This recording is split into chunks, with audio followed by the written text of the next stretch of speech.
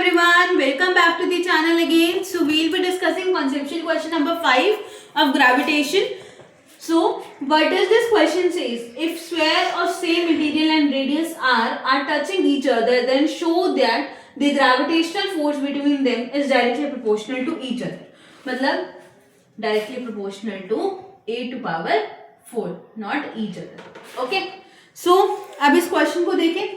अच्छा, इसको निकालने से पहले हमें डेंसिटी पता होनी चाहिए. डेंसिटी रो से डिनोट करते हैं.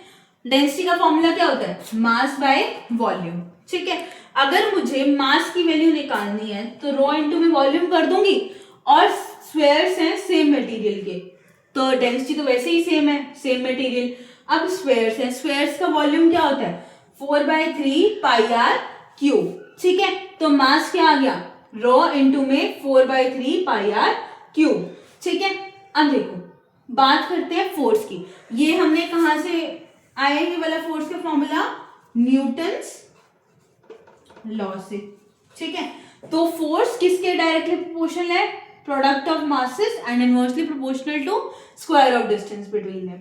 अब क्या करेंगे? मास दोनों का सेम है, m के इक्वल होंगे m1 और m2, तो इनको मैं पुट कर दिया.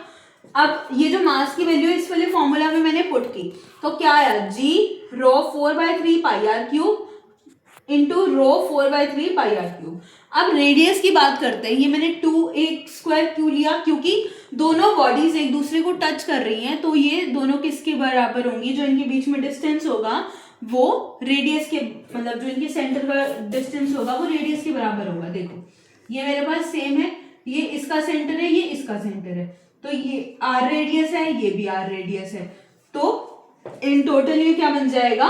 2a. ठीक है. यहाँ पे मैंने r ले रखा है, वैसे जो डिस्टेंस है ना उसको हमने a से डिनोट करना है. ठीक है. तो यहाँ पे मैंने वो लिख दिया. अब इससे मुझे क्या पता चल रहा है? रो की वैल्यू भी सेम रहेगी दोनों बॉडीज की, 4/3 भी कांस्टेंट है दोनों, पाई की वैल्यू भी सेम रहती है. और ये मैंने क्या किया? इसका स्क्वायर था, इसको वो किया सॉल्व, तो 4a² आ गया. a² था, a टू पावर 6 है, कैंसिल हो जाएगी. क्या आएगा? a टू पावर 4 है ना. तो ये किसके डायरेक्टली प्रोपोर्शनल आ गया? f directly proportional to a to power 4. ठीक है.